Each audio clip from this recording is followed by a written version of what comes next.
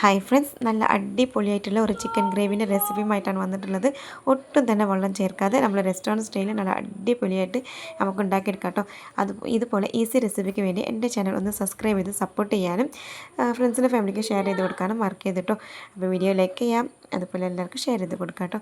അപ്പോൾ പെട്ടെന്ന് തന്നെ എല്ലാവർക്കും ഉണ്ടാക്കിയെടുക്കാം. ബിഗിനേഴ്സിന് പോലും എൻ്റെ വീഡിയോ ഫുള്ള് കാണുകയാണെങ്കിൽ ഇതുപോലെ അടിപൊളിയായിട്ട് ഉണ്ടാക്കിയെടുക്കാം കേട്ടോ. അപ്പോൾ അതിന് വേണ്ടിയിട്ട് ഒരു കടായി വെച്ച് കൊടുത്തിട്ടുണ്ട്, ഒരു പാൻ.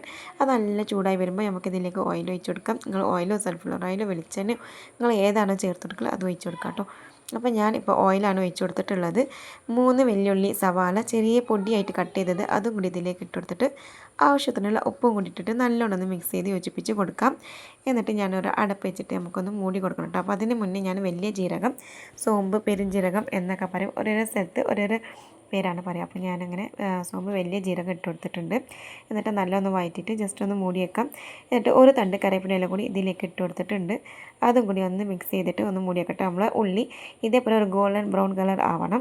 അപ്പോൾ ഈ ഒരു സമയത്ത് ഞാനൊരു 4 തക്കാളിയും ചെപ്പും പുതിനയും കൂടി കട്ട് ചെയ്തത് അതും കൂടി ഇതിലേക്ക് ഇട്ട് കൊടുക്കാൻ കേട്ടോ. പുതിന ഉള്ളതുകൊണ്ട് ഞാൻ അതും കൂടി ഇട്ട് കൊടുത്തെന്നുള്ളൂ. ഇല്ലെങ്കിൽ കുഴപ്പമില്ല, ചെപ്പ് മാത്രം മതി കേട്ടോ.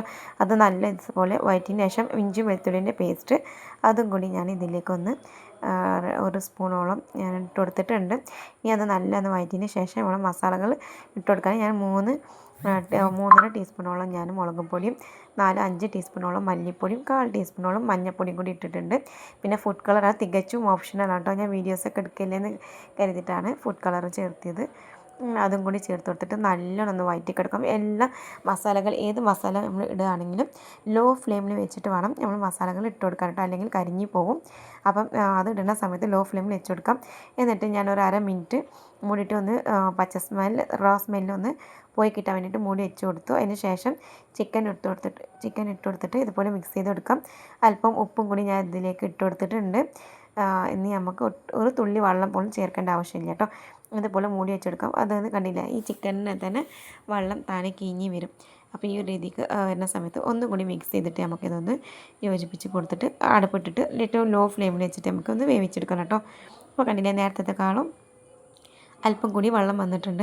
അപ്പോൾ ഇങ്ങനെ കേട്ടോ ചിക്കനിന് തന്നെ വെള്ളം വരും. അപ്പോൾ നമുക്ക് ഒരു തുള്ളി വെള്ളം കൂടി ചേർക്കേണ്ട ആവശ്യമില്ല. നമുക്ക് ലോ ഫ്ലെയിമിൽ ഇട്ടിട്ട് തന്നെ ഇടയ്ക്ക് ഇതുപോലെ ജസ്റ്റ് ഒന്ന് ഇളക്കി ഒന്ന് കൊടുക്കാം. എന്നിട്ടൊന്ന് അടുപ്പിട്ടിട്ട് മൂടി വെക്കാം കേട്ടോ. വളരെ പെട്ടെന്ന് തന്നെ ചിക്കൻ ആയി കിട്ടും. അപ്പോൾ കുറച്ച് നേരം മാത്രം മതിയാവും. എന്നിട്ട് അല്പം കൂടി ഉപ്പിൻ്റെ കുറവുണ്ടായപ്പോൾ ഞാൻ ചേർത്ത് കൊടുത്തു. അപ്പോൾ ഇത്രയേ ഉള്ളൂ, നമ്മളെ ചിക്കൻ ഗ്രേവി റെഡി ആയിട്ടുണ്ട്. ഇനി നമ്മൾക്ക് ഫൈനലായിട്ട് ഞാൻ അല്പം പുതിനയില ചെപ്പ് ഇതുപോലെ മാറ്റി വെച്ചിട്ടുണ്ട്. അപ്പോൾ അത് കട്ട് ചെയ്തത് ഫൈനലായിട്ട് മേലെ ഇങ്ങനെ തൂവി കൊടുക്കാൻ കേട്ടോ. എന്നിട്ട് നമുക്ക് ഫ്ലെയിം ഓഫ് ചെയ്യാം. അപ്പോൾ അത്രയും മതിയാവും. നല്ല അടിപൊളിയായിട്ടുള്ളൊരു ചിക്കൻ ഗ്രേവി റെസിപ്പി ഇവിടെ റെഡി ആയിട്ടുണ്ട്. വീഡിയോ ഇഷ്ടമാണെങ്കിൽ ലൈക്ക് ചെയ്യാം, ചാനൽ സബ്സ്ക്രൈബ് ചെയ്ത് സപ്പോർട്ട് ചെയ്യാൻ മറക്കരുത്. ഒരുപാട് വീഡിയോസ് എൻ്റെ ചാനൽ അപ്ലോഡ് ചെയ്തിട്ട് കാണാത്തവരുണ്ടെങ്കിൽ ഒന്ന് കണ്ടു നോക്കാം. അപ്പോൾ ഇതുപോലെ വീഡിയോസുമായി ഇനി വരുന്നവരെ എല്ലാവർക്കും നന്ദി, താങ്ക് യു. വീഡിയോ ഇഷ്ടപ്പെടുകയും ലൈക്ക് ചെയ്യാം, സബ്സ്ക്രൈബ് ചെയ്യാം. അപ്പോൾ എല്ലാവർക്കും നന്ദി, താങ്ക് യു. അസ്സലാമു അലൈക്കും വറഹ്മത്തുള്ളാഹി വബറകാതുഹു.